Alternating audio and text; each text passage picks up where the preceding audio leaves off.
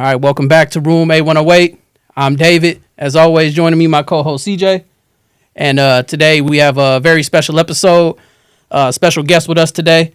I'd like to introduce my friend, longtime friend. He was part of state playoff qualifying Hillcrest team back in 2004. Yes, sir. He's a 4-time state championship coach for Prairie Hills Junior High. Yeah. He's also an assistant coach for the recent state qualifying Rich Township High School. I'd like to introduce DeShaughn Boyd. What's going on, y'all? How y'all doing, man? Good. So proud of you, man. I was looking this season. I was watching Rich Township, and I'm like, man, you guys had a great season this year. I mean, I was looking at the playoffs, and you guys upset the number 1 and 2 team in state to make it downstate. So yeah, that was big. That was real big, man. And I mean, those boys was working hard every day, man. And we was on real hard to try to achieve the state title. Of course, we came up short, but you know what? It's been 6 years with the Rich Township. Combining Rich Central, Rich South, and Rich East. Yeah. And so, from that perspective, then that was the first time since Kendall Gill, if you want to put it like that, since Kendall Gill in 1986. Oh wow. Yeah, when they was the runner-ups down there. But yeah, I mean, I think we did. We made a lot of noise. We upset a lot of people. Yeah. We're gonna touch on this more. I just kind of want to. We're gonna lead up to that, but I just want to definitely, give you your flowers because it was a great season, man. I appreciate that. Appreciate that. But DeShaughn and I grew up together, literally down the street. I can throw a rock and hit his house from my house. That's how close he was. Yeah. But we also shared the field together in high school. Yeah. Thornwood, and you were part of that team. If you remember our freshman year, we had like 116 players on that freshman team. Yes. At Thornwood, yes. And you were the starting running back, and we had some dogs on that team. Yes. So that's a credit to you. And sophomore year, we had a stellar year. Things didn't go so great after that, but ultimately, your senior year, you ended up going to Hillcrest. Yeah. So I mean, I kind of know why, but I just want to know what was the main reason for you why you wanted to, make that transfer over to Hillcrest from Thornwood. The thing about it is, man, I actually wanted to stay at Thornwood. I wanted to stay. My dad and I, we had a conversation. We went into a room in a meeting with our head coach. I ain't gonna say his name. Mm-hmm. If we Yeah. He literally was like, he was telling my dad all this good stuff. Like I can be All-American and everything like that. He's just said, but he's not gonna run the ball for me here. And what really made me mad, and if you recall, some of our coaches had left after this. Some of our defensive coaches, when he didn't let me run the ball, like that, and I went over to the defense and started. I led us in tackles. Mm-hmm.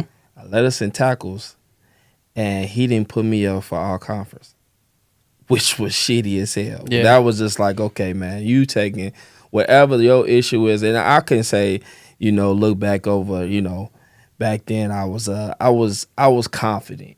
Like some people didn't like it.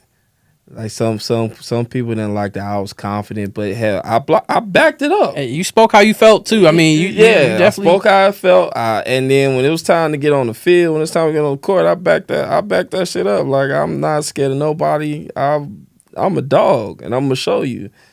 So some people, some coaches didn't like that. I'm pretty sure that's why he did what he did, and so that's kind of. That kind of, rubbed me, my father the wrong way. It's like, man, nah, we up out here. You know what I'm saying? Yeah. It was hurtful, to leave you guys, of course. But, I had to do what's best for me at the end.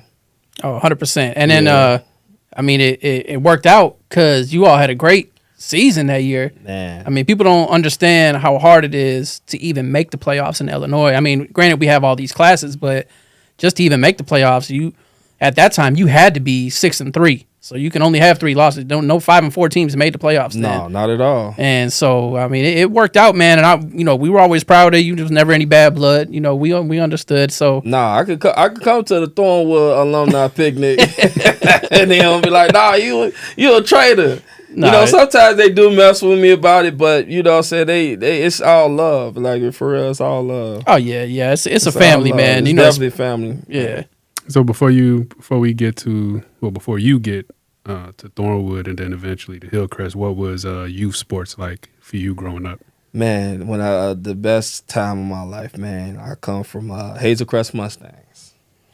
Hazel Crest Mustangs, man. They produce a lot of great players from that organization. You talking about an organization that still stands today, and so that's well over 60-some years in existence. So you talk about a lot of great all-staters. You talk about doctors, policemen, lawyers, all type of things that come from being a Mustang, man. That's a great organization to start off being taught discipline, and they didn't let you shy away of like talking your stuff though, like especially like back then it was Killer Man, it was the circle. Mm-hmm. You know what I'm saying? I think I got hit so hard in one circle. My brother Steve Allen, man, I was going around the circle, and he hit me the hardest, man. We had some hard hitters. I'm talking. I went to the hospital. I had a stinger. I was crying, everything. Mustangs had some hitters, man. Some dogs, man. Got some dogs, man. And I mean, two Super Bowls there with them as a player. And rest is history. We so like I said, we're from the same neighborhood, but I went to St. Ann. Terrible. I was on the football team there. It was a bad team. So the Catholic League had a rich history before, like for years. Like Donovan McNabb came from there. There's a lot of great players that came from the Catholic League, but after everything that was going on with the Catholic churches, the enrollment was going down, and more people started doing Pop Warner. Yeah. So by the time you and I were there, Pop Warner is where everybody was. But I mean, you're familiar. Dwayne Tyson. He played. He went to St. Ann. He played a couple years with us on there. So yeah, when he came, also Mustang. I know. So that was my point. I was gonna say, the Catholic League always had this. Oh man, so when he came on the field, and him and his brother Jamal, right? I'm like, cool, because like it's a small school. We had less than 100 kids, and I was like, man, I thought I was big man on campus, and we're lined up across. I lined up across from Dwayne. So it's not. He didn't take me out, but when we hit. I was like, oh, you felt it. This is what they're about here. This is not what I thought. It's not Catholic League up here. There's some players, and Dwayne and Jamal were the backbone of our team back then. But yeah, Hazel Crest Mustangs. Yes, sir. Most recently, shout out Bucky Irvin. He came from Hazel Crest Mustangs. Yes, sir, nephew. But I'm sure y'all had a somewhat of a healthy rivalry with the Harvey Colts. Well, Harvey Coach didn't play us when actually I was actually coaching. I was coaching him. Well, we wasn't playing with him. Actually, we was playing Dwayne Tyson's team, Dixmoor Vikings. Okay. That organization he started Dixmoor Vikings. That was our rivalry. Okay. That was our rivalry for a couple of years. That Bucky was on varsity. That was our rivalry. Yeah, and it just. Like I said, when I got to high school, it was pretty cool. I mean, you got like the local team. You got the Dalton Bears, Harvey Colts, the Mustangs. Now you got the Dixmoor team. You had the Markham Patriots for a minute. Yeah. It was Markham Patriots. Glenwood Cougars. Yep. So it's cool just to see. Just this area. Yeah, that's what. Country Club Hill Cougars. And that's one of the reasons why my bad, Dave. No, but you're good. When you even started the conversation centered around the Hazel Crest Mustangs, when you zoom out a little bit, just the area as a whole. And you think about, like we said, the Colts, the Bears. When you think about the players that came from those teams and looking at what they've accomplished, where they at now, a lot of them are back in the area coaching, different organizations. But, it's a lot of people, that, from maybe just, inner city who, they try to talk trash about the suburbs sometimes. We ain't Chicago, blah, blah, blah. But, it's a lot of people from the city who don't give us the props that we deserve, in the south suburbs for the people that we've put out, and that's just talking football right now. We're not even talking, basketball. Yeah, because when they know a lot of people in the basketball world. They call me Boyd. They don't call me by my friend. They call me Boyd. And they know when they get to talking about that, south suburbs ain't this, south suburbs that. And I say, listen, y'all come out here and recruit these kids. Y'all come and get them. They all from out here. So what you meaning about that? They homegrown from the suburbs. They go to middle school here. They out here. This where you come and get them at. That's why y'all want them in the city, because those kids out here, they show y'all something. I say that all the time. Yeah, man, there's so many athletes from, the St. Rita's and the Mount Carmels. Yeah, De La Salle. Yes. I remember one of my baseball coaches coached basketball at De La Salle. They coming out to the south suburbs getting, man. They so Thornwood. We, as many people as we put out, we still missed out on hundreds of athletes because they went to the city, getting recruited to go to the city. And that's the thing. Like, I think, because the city's they're not just down on just trying to want to just have their positions by teachers, things like that. They bring them people in that really know what they want, what they want to do, and what they trying to do. You know what I'm saying? And I think the people out here is getting, they're understanding that, and so they try to get the people that they know that's gonna do the job. So do you think that narrative has kind of changed now? Because I agree, that's something that that's one of the things we want to focus really on this podcast is just about the local attention. Because I mean, like CJ said, I mean, it's always been about the city, what the city players have done, but the suburban kids, if not more so, just as much. Do you feel like they're getting the recognition they deserve? That's the thing that I think we head in the right direction. Shout out to South Suburban Hoops. They using the platform on Facebook and Twitter and IG. They definitely are trying to shine a light on South Suburban sports, period. Football, the major football, basketball mainly. But if they give it to anybody and everybody that want to put something out there, saying, check this kid out, check that kid out. Saying you shine a light on them, that now they're in the view of thousands of people on one little platform. South Suburban Hoops is trying to change that narrative. That the city always get. I like which I like. They shout out everybody. They gave your boy a couple shout outs too. So I mean, they do recognize when things are moving in the right direction with people and players. So shout out South Suburban Hoops for real. So I wanted to kind of touch on you started off coaching in Pop Warner, right? Or did you start off you didn't start off right in high school? No. Okay. So tell me about that. Like, so you played basketball. Yeah. But it always seemed to me, that football was your passion. And you know what? That's crazy because I feel like the first thing I ever played was basketball. Mm-hmm. I didn't pick up a football. I didn't pick up a football till I was about 6 or 7. Okay. But coming out of my mother's womb, I had a basketball in my hand. Like at 5 years old. At 5 years old, I don't know if you can find it, but I actually won the shoot the bull dunk contest at 5 years old downtown. I was 5 years old in the junior dunk contest downtown. They used to have that 3-on-3 contest. Mm-hmm. Are y'all familiar with that? Yeah, I've heard of it. You heard of it? Mm-hmm. Yep. They had a dunk contest for the grown folk. They had one for the kids.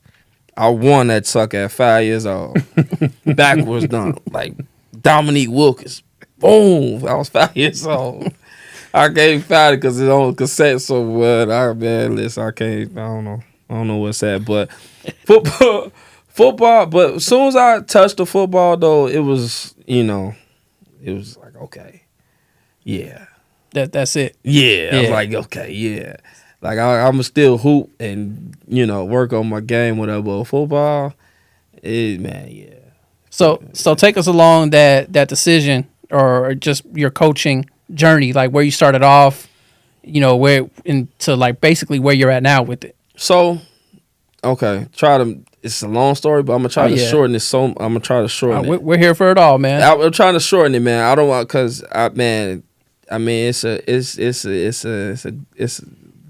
a God given blessing and how the success and everything. So I'm gonna try to shorten as much as I can. So so I came back to the Mustangs.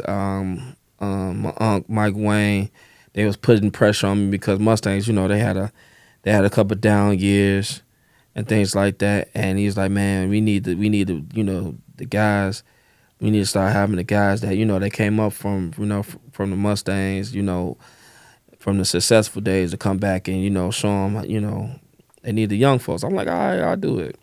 So from then, first year we got our ass smacked. All right, cool. But the second year got brought nephew back because he had ventured off a little bit with the Patriots, Markham Patriots, and I got him back. And I was out there recruiting. I was at Walmart. I was everywhere. Getting how old are you? How old are you? Oh, you who? You what? You 12? Man, you 5'10". Come on, let's go. Get them all down there by the hill.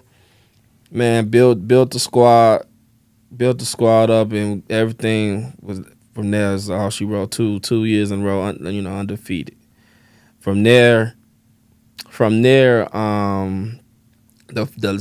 the second year, one kid who was he's like my godson now. He was going to Southwood. Mm-hmm. He was going to Southwood, and he was like, man, they need a basketball coach. I know you can do it. I was like, man, I never, I know I can coach. I come from a basketball family. Me and my cousins, Brandon, and Kevin Dillard, they're my first cousins. So, I'm like, all right, I'll do it. Met with the principal that was at the time, and he gave me the job right away. I instantly turned Southwood up. Man, we went to Hillcrest at the little 8th grade tournament. We won that. You know what I'm saying? First year.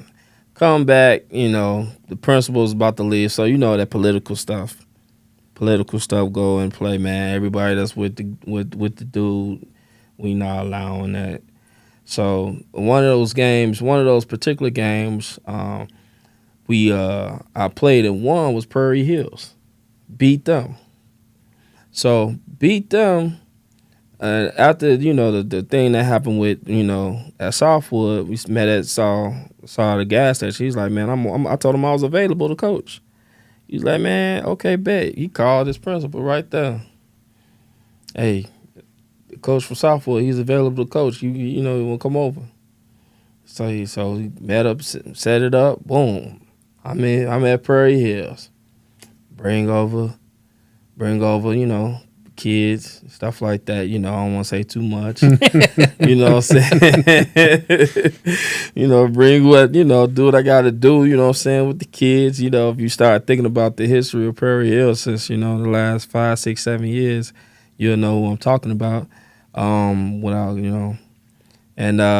4 state championships. Yeah, you know what I'm saying? Yeah. 4 state championships, with some great coaches. Shout out to Marlon Cobb, shout out to LaShawn Nichols, shout out to those guys. But yeah, that was dynasty over there. And so is that how you were able to take that next step to high school? Did you? In the meantime, between time was all that, I started venturing off, and I started doing AAU. The first person that got me into AAU like that, was my big bro Derek Ellison and my friend Andrea Gary, who's the mother of Adam Miller, who's at Arizona State.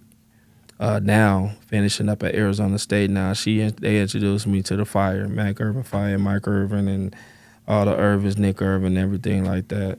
all those guys like that. Man, I was I actually coach Bulls rookie. I coached him, Modest Bazelis. Oh wow, okay. Yeah, all right. He was with us for 2 years. Well, I was gonna say Mac Irvin. That's one of the most reputable programs in the country. Yeah, Mac Irvin Fire coached with them. So, and it was good. You know, it was going good. And then as that transpired, I stayed, of course. Then my man Lou Adams, who's the head coach at Rich Township, he called me up. He called me up and said, "Man, I need you with me." So I was like, "Man, I'm building Rich Township. I'm coming out this way." He was at Orr. He had won some championships at Orr, and wanted to come. And he came out here and called me up and got me. So I went over there and helped build the program. And the rest is history. We went downstate in our third year. It's our third year or fourth year. It's either one, but nevertheless.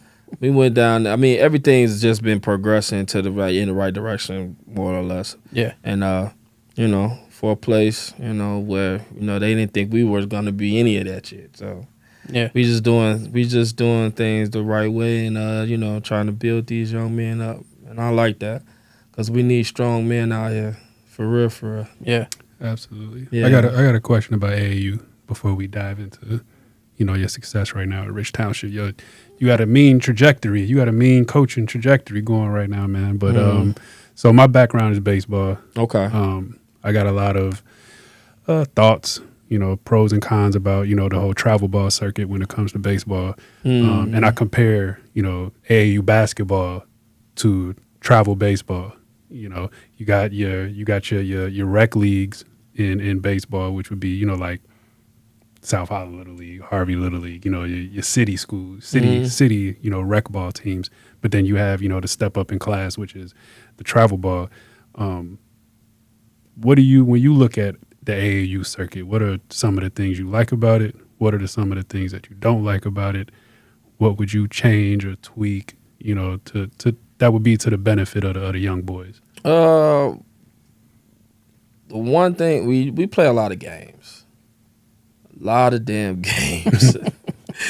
That's a lot of games, man. That's a lot of games.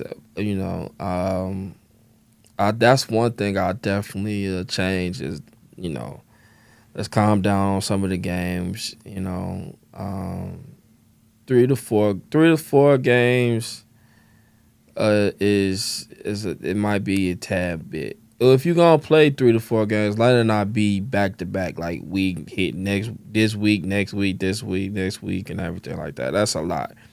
Take a week off. Take a week off. We don't have to go to every tournament. So the thing about with Nike YBL, some teams that's on that circuit only play those sessions. It's 4 sessions. And you play like 4 games, but then you look at you look at their schedule. They only playing maybe 1 or 2 times before those sessions, and then they probably get a lot of practice time.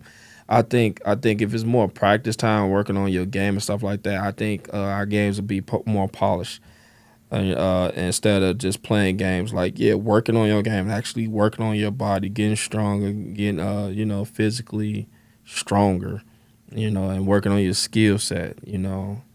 I think you would have more successful kids coming out of Illinois. Do you think that the AAU circuit is oversaturated? Like, are there too many teams? Are there too many kids? Are there kids and teams that don't belong on the court with certain other? Because it's some kids that don't belong on the circuit. There's some kids that's not on the circuit that do belong on the circuit, but it just comes with the territory. Sad to say, things like that. There's some teams that might be okay on the circuit, or they might not be okay. There's some teams that's on the circuit, on the Nike EYBL circuit, that don't need to be on the circuit, that are on the circuit. It's just how it depends on how you really how you look at it. To be honest with you, that's my thing on it. So let me know what you think. This is kind of like my opinion of it. So all of us growing up in high school, we were all multi-sport athletes. We all play multiple sports. I think now with the rise of, like travel teams and AAU and everything, you see more often than not, these young athletes. They picking one sport, and they're doing that all year round, which by all means do what you love. But to me, I feel like you develop more as an athlete by playing these different sports. You know what I mean? Like playing baseball. Not only that, Dave, you actually you're not limiting yourself to get a scholarship by just playing one sport. Because I tell my kids, listen, you play more than one sport. Play football, play baseball, run track. Here's why, because you get more opportunity. I tell people I say football scholarships, they give out 89. 89. It's 89. You know how many scholarships basketball? Like 13. You know how many kids are in America? What are your chances? Yeah. You know what I'm saying? What are your chances? Let's be smart. You know what I'm saying? And I mean, if you are one of the ones, they're gonna come get you. If you one of the ones, they're gonna come get you. Nah, ain't no sugarcoating that. But you know what I'm saying? But if you kind of a tweener, like I was a tweener. I was a tweener, but I more so lean to the football side, you know what I'm saying? Because, I mean, look at my height. Look, you know what I'm saying? Look at my height. Look at, you know what I'm saying, everything else. I mean, I could jump out the gym, though. That's what I could do. I was dunking, though.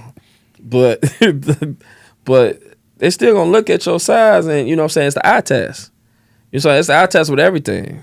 They really, you know what I'm saying? Like, your film got to back you up. You know what I'm saying? In certain positions, things like that. Like, if you 6'7", they're going to pick you automatically. You know what I'm saying? 6 foot, then I got to see, okay, what you're good at. What sticks out about you? You know what I'm saying? Yeah, and the thing with basketball, basketball is the one sport that I would say wastes a lot of athletes. Because it's some of them same kids that waste. Okay. Yeah. Because some of them same kids that we talking about who, you know, try to specialize in one sport or one position too soon.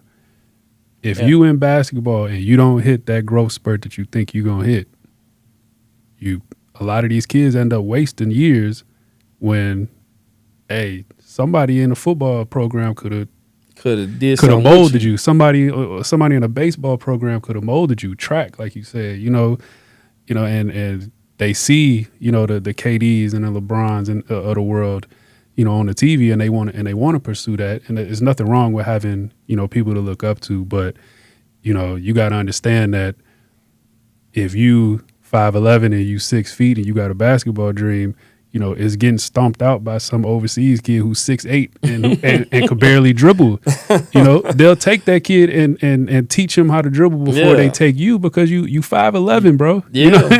They want the 6'8" kid with the 7'4" wingspan. Absolutely. 10 times out of 10. Yeah. And to add to what you're saying is like, parents are, real unrealistic. They're unrealistic with that. And they got to understand that, listen, man, this is a business, because at the end of the day, these coaches, they want to keep their jobs. They want to keep their jobs, and they want to win. So if another opportunity comes to go get a bigger bag, they're going to go do it. That's why the NIL is what it is now. And that's why you can really not be mad at these kids, because coaches can leave. Coaches can leave, right? They can leave without no penalty, nothing. Yep. Let these boys, get paid for their likeness, because it was colleges back, especially when I was in college. You would see kids' numbers that they were selling without their name on the back, but why they bought that jersey. Mm-hmm. Why they bought that jersey? Because of him. He ain't getting nothing but some ramen noodles. You know what I'm saying? Or one of his 3 meals he get for the whole day. Back 10 years ago, why were they selling Simeon number 25 jerseys? Come on now. Come on now. It was 2 people, Ben Wilson, Derrick Rose. Yeah. You know what I'm saying? Come on now. Yeah, no, I agree. I don't want to turn this into an AAU rant. No, travel ball rant. That's okay. I can see it go all day about the things I hate about it's how okay. we. It has its pros and cons. I agree. It definitely has its pros and cons, and you know what I'm saying. It has its pros and cons. If you gotta play the game. Don't be fooled. You gotta play the game. It has its pros and cons, and you know what I'm saying. So it's just all about you learning the game. When you learn the game, you can play the game, and when you playing the game the right way, it can benefit you and your child. And I bring up like I miss those days where these athletes are playing multiple sports. So a quick story. I don't know if you all remember Daryl Campbell from Thornwood. He was he ended up going to Notre Dame and he ended up playing for the Bears. Notre Dame had been looking at him. I think it was, I want to say Bob Davie was the coach at that time.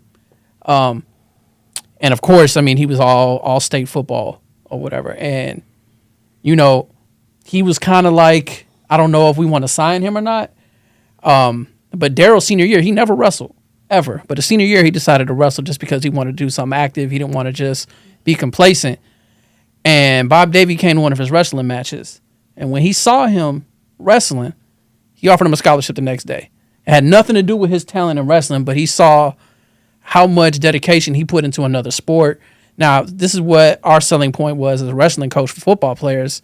It teaches hip strength, it teaches balance, stability, mental toughness. So it's a lot of things that coincide with football, which, what they saw with Daryl too. And he was like, okay, cool, I'll need that edge going into college, especially, school at Notre Dame going against the best schools in the country. Right. So it's stuff like that I think we're missing out on. Not even, like I said, no shade to AAU, because by all means, I think it's opened up doors to a lot of people. We get to see matchups that we would never see just on a regular high school court. Yeah. So I appreciate the good, but I just wish more athletes would be multi-sport just to, because like you said too, you never know. You never know what you'll be good at. Just like you said with football. Like your first passion was basketball, but once you picked up a football, that was it. Yeah. Like, you knew what it was. So yeah, I knew it was down the line, and it was like, okay, yeah. Let me just get on here. Let me tote this rock. Yeah, let me tote this rock.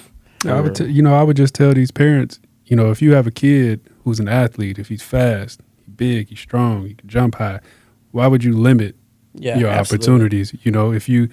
If you had the opportunity to have 5 lottery tickets or 1 lottery ticket, yep.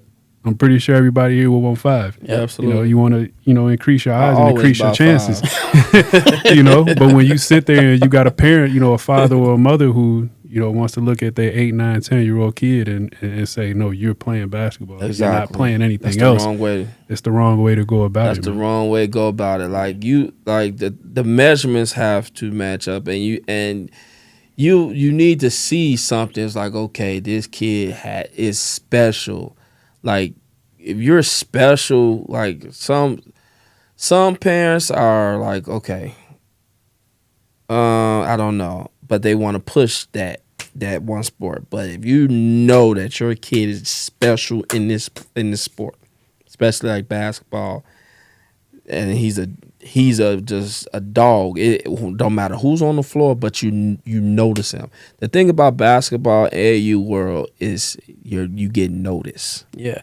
It's kids, I kid you not, it's kids that get scholarships by the warm-up line. Y'all won't believe that, but it's true. Oh, no, I believe it. I believe kids get scholarships by the warm-up lines. Like, high as you jump, you go on the rim, you just, boom! Because they can see I can work with that. They can say I can work with that. I can do something. Wait a minute. Yeah. Who that? So and then don't let it be somebody who you cool with, who you trust. Like, you trust their word. Just for that kid to get on, but that back of your mind, like, oh, but you got to be honest because you want to keep that door open. Man, yeah, you see him, athletic. You need some things to work on, but athletic. But I think you take him, you could do something with him. I'm offering him today. That's how it go. That's crazy, man. I know. Like I said, it's pros and cons to it, and I know that's definitely one of the pros, but. I definitely wanted to touch on, like I said, this season with Rich Township. Basically what I want to know is, like, what do you want people to take away from this year as a team other than just the success of making it downstate? I do want to touch on something, man, just because I don't think people understand how much more difficult it is to make it downstate these days as opposed to about 10 years ago. 10 years ago, you had 8 teams make it down. Now it's only 4. I mean, I know they brought it to 4 classes instead of 2, but it's to me, Dave, I think it's more easier to make it downstate now than it would be back when we was in high school. Is it because of the classes? There's more classes. Because of the classes. Yeah. See, I don't like the expanding because of the classes, and it's no shade. You know what I'm saying? They did what they did, and it's all right. But it's like, okay, what probably helped them do that, because it's like it was a lot of city teams back in the day that were really, really good, but they only took one team. You had to win the city championship. You had to win the city championship, and that was your automatic big down to go down to Peoria when it was in Peoria. Mm-hmm. By the way, Peoria, I love Peoria. Peoria is good. So I that was a family.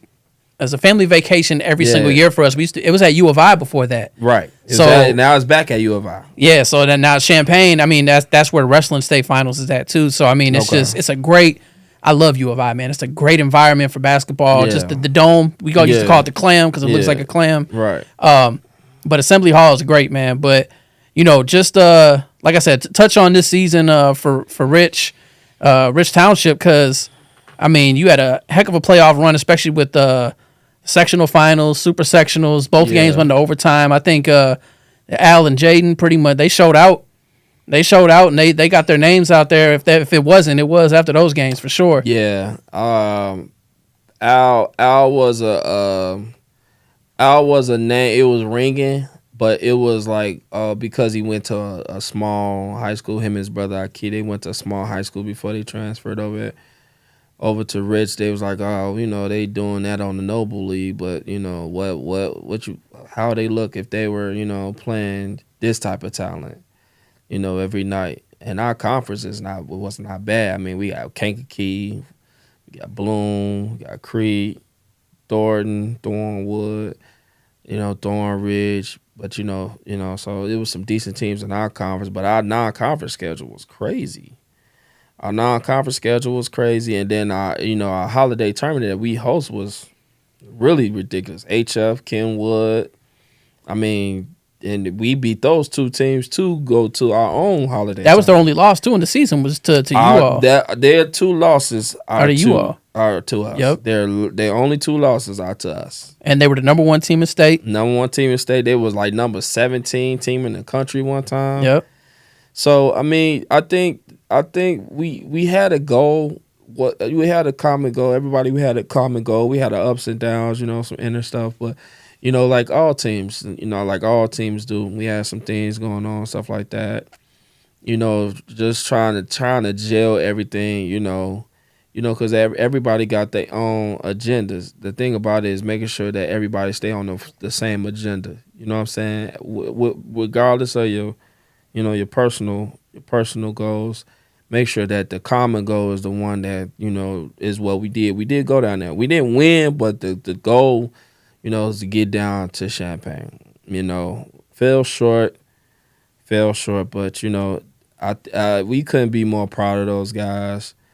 And like you said, people know, people really, really saw Al Brooks Jr. People really saw somebody that they didn't know that was this good in Jaden Williams.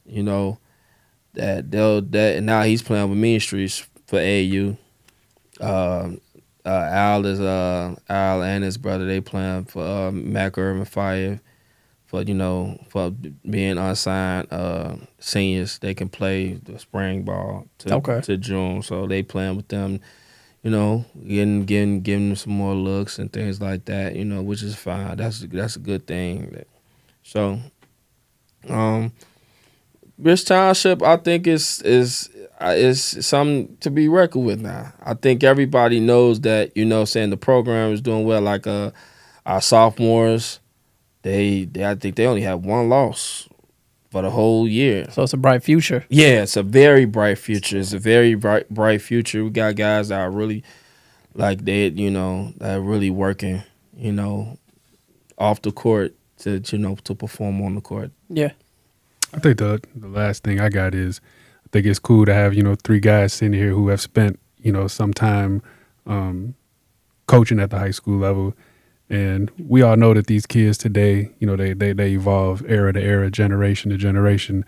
When you think about getting back into coaching high school, how are these kids different in your eyes compared to when you think back your time playing in high school? How do you reach a different generation of kid? How do you teach kids who learn differently than we learned back in our day? They see the world differently than we see it. So okay. Has it been a struggle for you to learn how to teach a new generation of kids?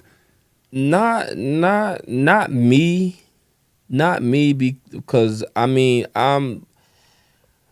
me starting coaching, I was about 32,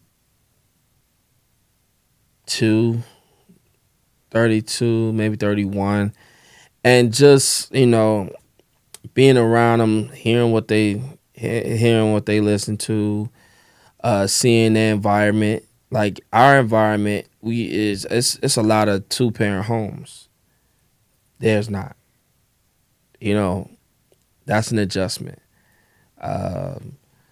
Seeing, all the police brutality, all the trying to hustle, trying to, make it, things like that is that's what's different.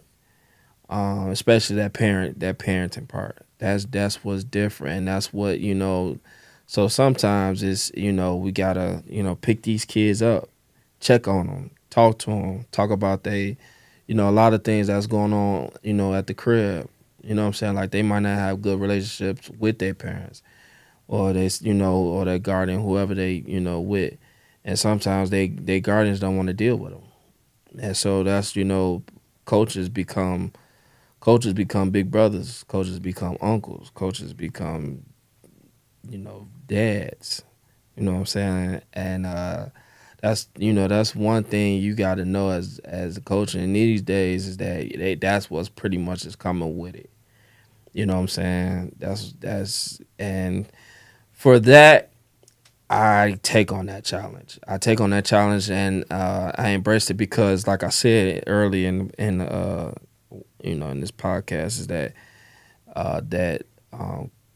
kids need role models. They really do. They need role models. They need men to guide them and show them it's other ways to be successful. But besides trying to crack cards, smoke, and do other things like that. So yeah, that's I'm glad you brought that up, man. Just because. That's the thing people don't realize about coaching is that it's not all X's and O's. No. And actually that's only a fraction of it. I mean, yes, you have to know your stuff. You got to know how to coach the game. But that's one thing I learned from my dad, especially. He was like, year to year, you're going to change the way you coach. Player to player, you're going to change the way you coach. Yes. You can't coach in unison because people are going to respond different. But, yes. I mean, like you said, there's stuff that goes on at home. There's stuff that goes on at school. It's so much more than just a sport that, you have to focus in on with these kids. And it just, teachers as well, but people underestimate just the impact coaches and teachers have on, especially the youth these days. Absolutely. So, I mean, I'm glad you brought that up, man, because it's really something that's not spoken about enough. Like, even on the professional level, I mean, these coaches have all these accolades, but I'm sure they go through things too. And the best coaches like Phil Jackson, you hear about him all the time.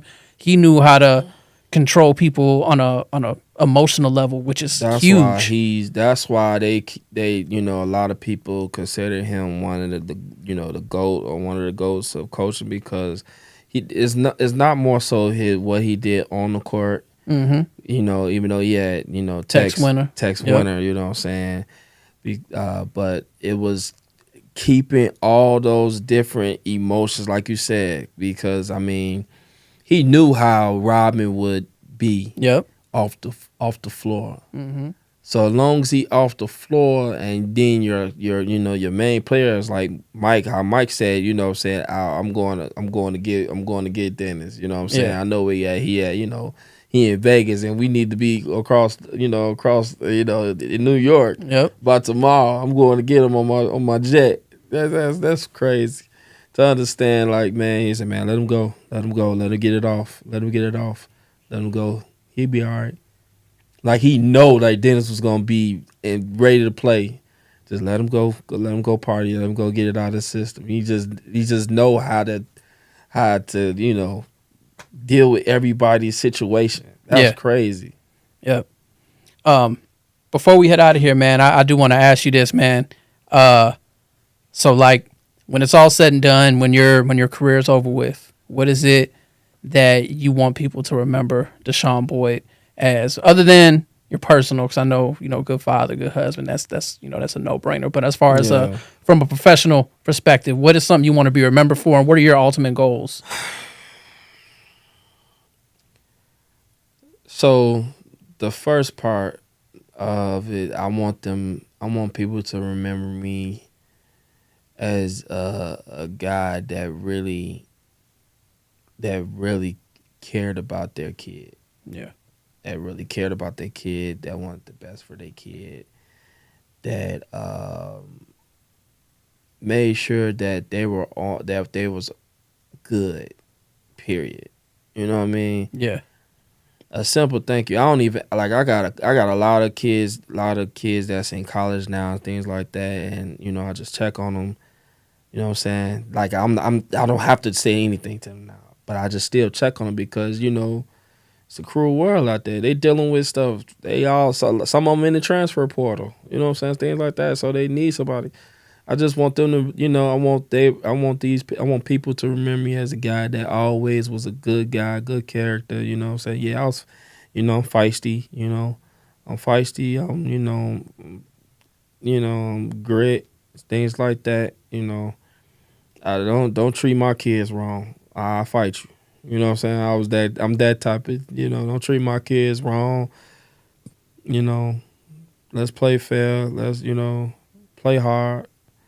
It just come from the roots, from the Mustang days. Hit it hard, play smart, wrap them up. Just be disciplined. Yeah. And the second part to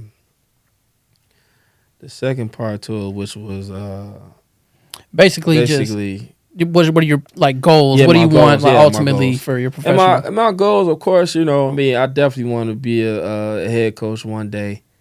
I'm learning a lot. I'm learning a lot from Lou Adams and a lot of people that I talk to.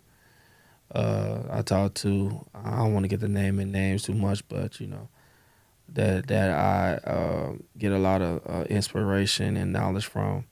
But coaching, I want, if I can get to college, God willing, that's I'd love to be in college, and then if NBA they call, I'll go.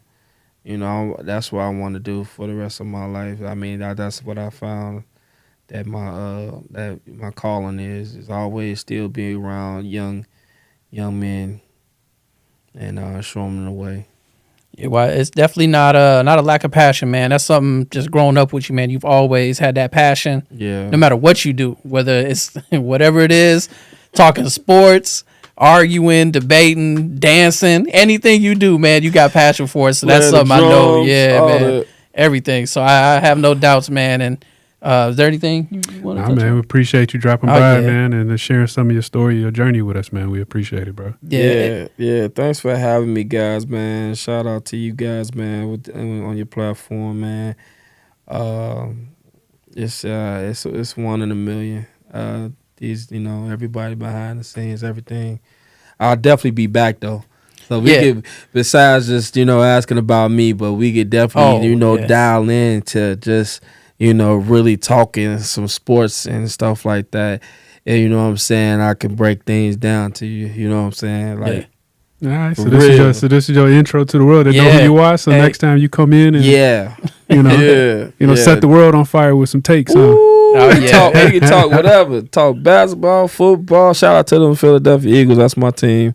Shout out to the Eagles, you know what I'm saying? Super Bowl champs. You know what I'm saying? Yeah. Mm-hmm. And then Bears ain't gonna do nothing this year. Oh man. Well, that's it for that's it. That's about all. I think we're out of film now. No. It's like we said, one thing we wanted to focus on, man, just to bring it back serious for a second, is like on the local level. You had brought up Southside Hoops on Facebook. Yeah, South Suburban Hoops, man. Shout out to you guys again. Yeah, that's something that CJ and I really wanted to focus on. Just the specifically, you know, at first right now it's Thornwood District 205, kind of shedding light on former athletes, people that have had success, and you know we're kind of doing that, just showing the world, you know, we have a story too. So we're glad you made it on, man, because you know it everybody has something to tell and everybody has a story, and you know we're glad we have the platform, and we're honored really to have everybody on here, man. So we appreciate you, man. Is there anything you want to add before we head out? No, I just want to shout out my family. Shout out my wife. Shout out Shatoya. Shout out my kids. AJ, who's graduating this year from Hillcrest. My other son, RJ. My baby girl, Zaya. And the rest of my family. Love y'all. That's all, man. The rest of my family. Cool. Appreciate them. Oh, yeah, definitely, man. And thanks again for stopping by, man. Much love. Thanks, man. That's another episode from A-108. Thank you all for stopping by.